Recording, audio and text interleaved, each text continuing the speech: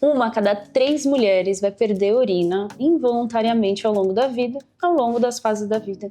E isso é um tabu gigante e às vezes não comentam nem com nós médicos. Então hoje a gente vai conversar um pouquinho sobre as incontinências de urina, sobre as perdas urinárias, as principais formas, os principais tipos, os diagnósticos e os principais tratamentos que a gente tem disponíveis. E a gente hoje tem a nossa fisioterapeuta maravilhosa, a doutora Carla, para falar um pouquinho sobre o assunto. Vamos começar pelo básico, né? Básico, vamos lá. O que é perda de urina ou incontinência? É qualquer perda de urina, tá? Então, assim, independente da causa. E aí a gente vai ter dentro desse grupão, né, umas classificações.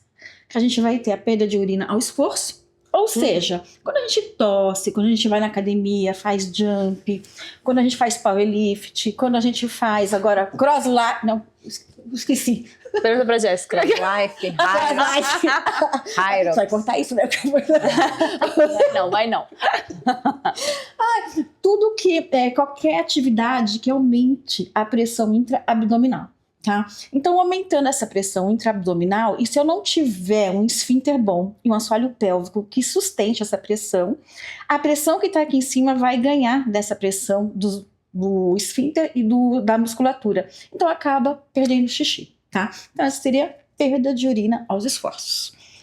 A outra também, uma outra classificação que é muito comum é a incontinência de urina de urgência, que é aquela vontade súbita que a gente, tô aqui conversando com elas, eu tenho que sair correndo para fazer xixi, tá? Pera aí que senão eu vou fazer nas calças. E acaba fazendo, tá? às vezes. E às vezes acaba fazendo, não dá nem tempo de chegar no banheiro, que é a incontinência de urgência, que é muito comum, principalmente acima de uma certa idade, tá? Isso não quer dizer que também adolescentes não tenham, porque também tem. Aí é outro capítulo à parte. E a gente vai ter a incontinência de urina mista, que eu tenho um fator aí, um componente de esforço. Então, o meu assoalho pélvico ele tá fraco, ele não sustenta o suficiente, e também de urgência. Então, eu tenho urgência, saio correndo para fazer xixi e não dá tempo. Então, provavelmente, essa incontinência mista. Ou eu tenho uma urgência e vou fazer algum esforço, tossir, né, pegar uma criança no colo, agachar para pegar qualquer coisa e pode perder xixi também.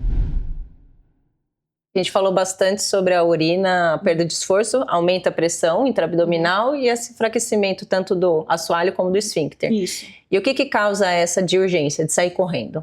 Então, essa saída correndo, a gente tem alguns fatores que pode levar. A capacidade, o tamanho dessa bexiga, tá?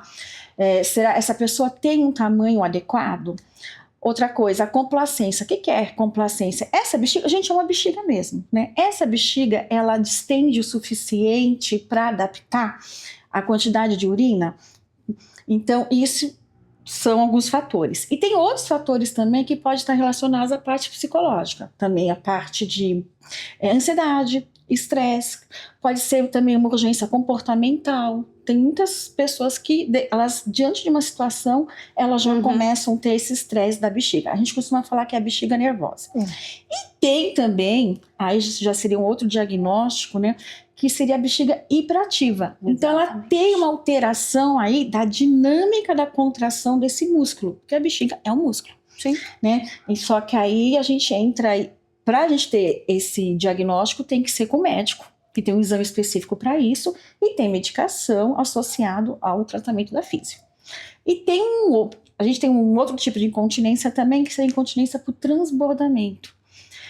Que aquela bexiga, que ela enche, geralmente são bexigas que estão mais flácidas, tem algum componente aí, e ela transborda, que é muito confundida, gente, com a incontinência urinária de esforço, porque ela transborda e geralmente as pessoas falam assim pra gente, né, olha, eu fui fazer tal coisa e perdi, mas quanto tempo a senhora estava sem fazer xixi? Às vezes horas, mas será que é esforço?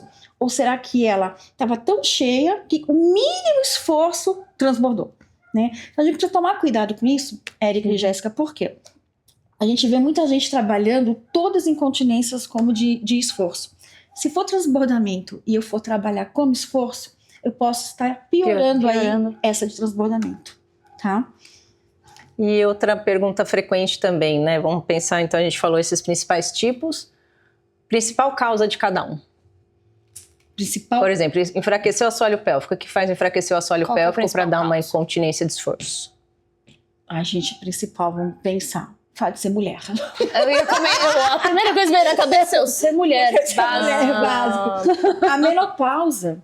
Gente, a menopausa, assim, tá associado, assim, 100% a isso em função da deficiência estrogênica. A gente fica com a pele seca, a gente começa a ter flacidez. A flacidez não é só aqui não, gente. Não é só aqui não. É lá também, sabe? É por fora, é por dentro. Toda, entendeu? O nosso corpo. E você sabe uma de esforço que às vezes a gente não comenta e quase tem muitas mulheres, muitas pacientes que têm é constipação. Porque ficaram com aquela constipada, fica tentando fazer muito esforço, é uma vida de constipação, então aumenta muito a pressão abdominal, toda vez que vai evacuar é muita força, e isso vai também enfraquecendo o assoalho pélvico, então não deixa de ser por ser mulher, né, porque a grande maioria das pessoas que têm constipação são do público feminino, e a gente tem muitas E pacientes sem assim. contar que a constipação, eu sempre falo que uma mulher enfesada tem vários problemas, né? Mas a gente pensar que tem um acúmulo de fezes aí ao longo do intestino, eu tenho uma compressão onde, gente? Sim.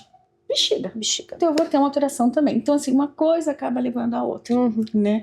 E às vezes, uma coisa importante também, isso aqui no consultório mesmo já aconteceu, a paciente vem pra gente com uma queixa de perda, né? Quando você vai ver, o problema basal dela tá lá no intestino, né? Essa constipação severa. Sim, tratar como um todo. Então, se né? não tratar, vai continuar. E aí, falando então de esforço, transbordamento, acho que fica muito fácil, né? Falar que transbordou. É. Acho que você já pincelou bastante também sobre a incontinência, né? De urgência. De urgência. E aí, o tratamento para cada uma delas. É igual? É o mesmo tratamento? Não, é o diferente. mesmo exercício que você faz? Não. Tem indicação cirúrgica? Tem indicação medicamentosa? Então, a bexiga hiperativa, tá? Quem tem uma incontinência de urina de urgência, vamos pensar assim, ela tem uma bexiga hiperativa? Não necessariamente. Quem tem uma bexiga hiperativa, que sim, que deve, claro, conversa com o seu médico, com a sua médica, né? Tem vários medicamentos aí, é de competência total de vocês, né? Para poder aliviar esses sintomas, em parceria, em conjunto com o tratamento da físio. Tá? Que a gente faz alguns exercícios, a gente utiliza alguns aparelhos também.